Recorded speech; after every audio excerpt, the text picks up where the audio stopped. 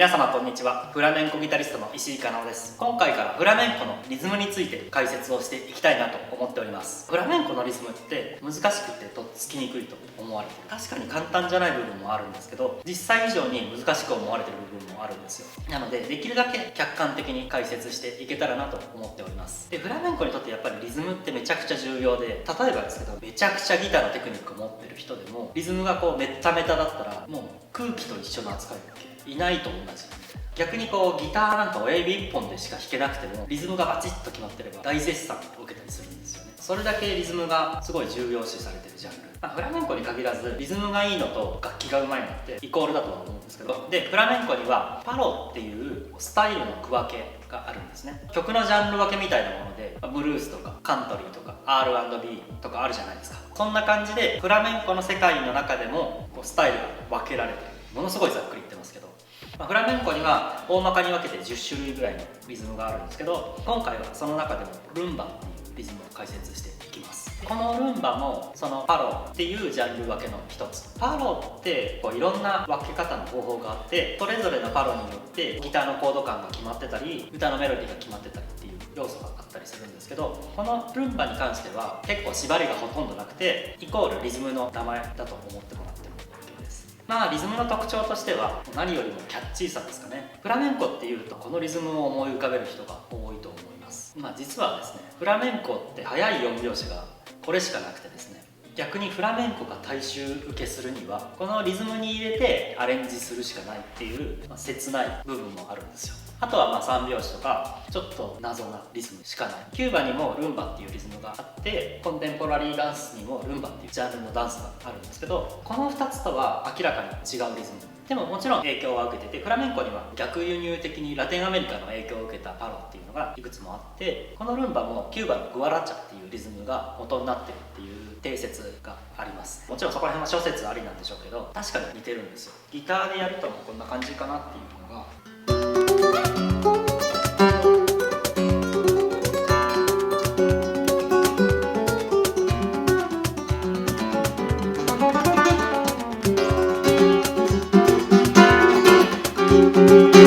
ちなみに演奏されるスピードも自由ですごいスローなルンバもあるし、めちゃくちゃアップテンポなものもあります。ここら辺は演奏者の自由ですね。ここからグループの紹介をしていこうかなと思うんですけど、いわゆる分かりやすい4拍子です。で一番特徴的なのが332のタックツタックツタックタックツタックツタックっていうグルーブですね。332っていうのはここが332になってる。サルサとかにも近いんですかね。比べのタッタッタッタッカッツ3の方がずっとループしてるみたいな。タッタッタッタッタッタッタッタッタッタッタッタッ、すごいゆっくりやるとスタンドバイミーみたいな。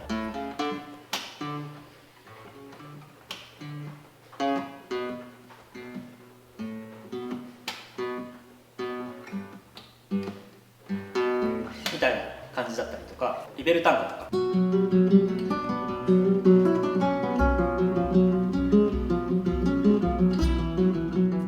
を思い浮かべる人もいるかなと。でそこに2つ目の特徴として、1拍目に結構地についた重めのアクセントがあります。大太鼓が後ろでドーンってなってるイメージでもいいかもしれないです。ドンカッカッドンカッカッ。ここら辺が多分同じ332でもリベルタンゴとかとはちょっと違うダイナミックなニュアンスに感じる部分で、ここでちょっとフラメンコのパーカッション事情についてお伝えしたいと思うんですけど、今ではフラメンコでパーカッションって言ったらカホンが当たり前になってるんですけど、もともとカホンってフラメンコになかったんですよ。本来パーカッションはこのパルマですね、クラップが担ってる。パルマって英語で言うとパーマですよね。なので手のひらっていう意味になっちゃうので、手のテクニックって思われがちなんですけど、パルマって実は手と足のコンビネーションの楽器で、さっきの2つ目の特徴の1拍目のドーンっていう大太鼓みたいな重いアクセントも足をドーンスカッカッドーンカッカッって入れることで表現したりします。フラメンコってルンバにせよ他のリズムにせよ必ず1拍目3拍目ダウンビートって言われる場所で足を踏んでいくんですね。4拍子だと12341234っていうところを踏んでいく。逆にこう1234って踏む人は誰もいないですね。なんで通常は1拍目と3拍目に入れるので、こんな感じですね。でパルマはこれに対してこの332のパターンを叩くこともあるんですけど、通常はメトロノームのようにパッパッパッパッって刻んでいく。パルマのパターンとするとこういう感じですね。一例ですけど、手拍子はあえて頭を抜いたりすることも多いです。これに最初の332のパターンが加わるとこんな感じですね。下の2段を手と足でやって、この上の段のリズムを歌えるようにするといいリズムトレーニングになりますね。タクツタクツタクタクツタクツタクタクツタクツタクタクツタクツタク。実際一番上のタッタッタっていうのを担ってるのがギターとかカホン、主役になるようなプレイヤー役割で、結構立体的に聞こえますよね、これだけで。これがいわゆるルンバのグルーヴの骨格になってる。でプラスアルファ、ラテン系のこういったリズムの特徴としてループ感みたいなのが重要なんですよ。パッパッパッパッパッパッパッパッパッって遠くに行く感じじゃなくて、行って戻ってパッパッパッパッパッパッパッパッパッパッパッパッ、同じ場所で縄跳び飛んでるような感じで、この感覚のおかげで上手い人はリズムが走っていかないんですよ。全然演奏がすごいエモーショナルになってきても時計の秒針みたいに同じスピードを同じグルーヴで弾き続けられる。ちなみにルンバのパターンでもう一個定番のんたかつくたんたかつくたっていうこういうパターンがあるんですけど、ちょっとマニアックな話になるんですけど、このうんたかたっていうのがずれ込んでこういう3連符みたいになることがあるんですよ。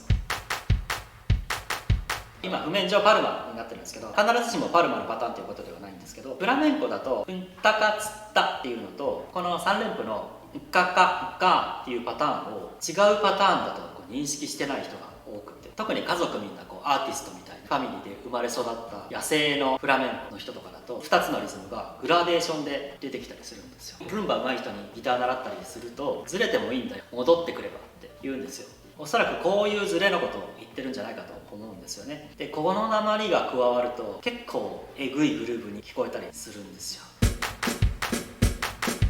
なんかアフロっぽいリズムに感じますよね。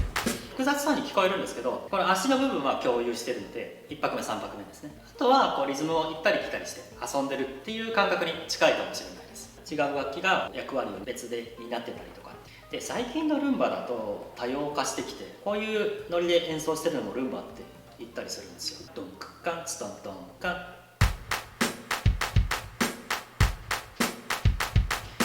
いろんなバリエーションがあるんですけど、もはや16ビート、2小節単位の16ビートみたいな感じで 332 とか聞こえてこないんですけど、このリズムでフラメンコの CD でルンバってクレジットされてて、最初はルンバ詐欺だと思ってたんですよ。でもカマロンっていう結構若くして亡くなってしまっためちゃくちゃ有名な歌い手の人がいて、1970年代か80年代ぐらいに大活躍した。その人の時からすでにアメリカンっぽいビートのアレンジのルンバとか、あとキューバのリズム隊をバックに歌ったりとか、要するに歌だったりとかがルンバのフィールにのっとってれば、あとは4拍子だったら何でも OK みたいな。リズムの話って結局そのリズムを聴いてもらうのが一番だったりするので、紹介のために引用リンクを貼っておきます。世界的に有名なところだとジプシーキングスのバンボレオとかジョビジョバとか、あとはですね、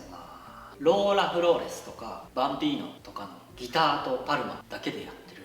ルンバとか、ガチのルンバ、なんか日本の歌謡曲っぽい要素も感じるんですけど、リズムがめっちゃすごいんですよ。フラメンコのルンバっていうと一曲もどうしても避けては通れないっていうのがパコ・デ・ルシアのエントレ・ドス・アグバスっていう曲で、この曲のおかげでフラメンコギターが世界的に認知されたっていう曲ですね。あとパコの他のルンバだったりとか、もちろんビセンテ・アミーノだったりとかトマティートだったり、ギタリストそれぞれやっぱルンバ聴きやすいのでいろいろ聴いてみていただけると。個人的にはですね、最近の若手のヘスス・ゲレロっていう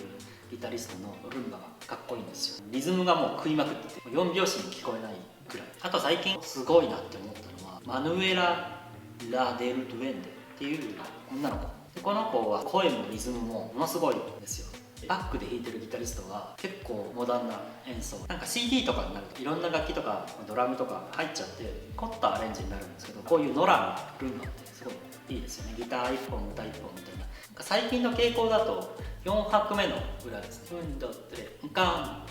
んんかんつくどんに結構強いアクセントを感じながらプレイしてる印象です。123カンカンカンカンカンスタンダンカンカンタンダン。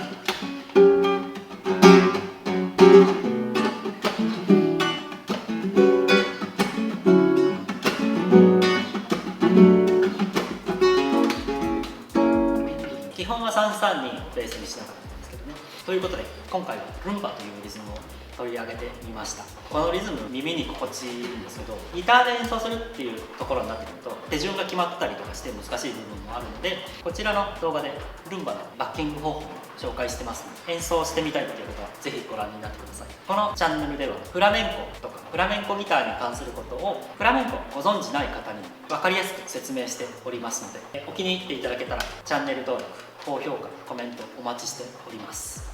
それでは今回も最後までご視聴ありがとうございます。また次回の動画でお会いしましょう。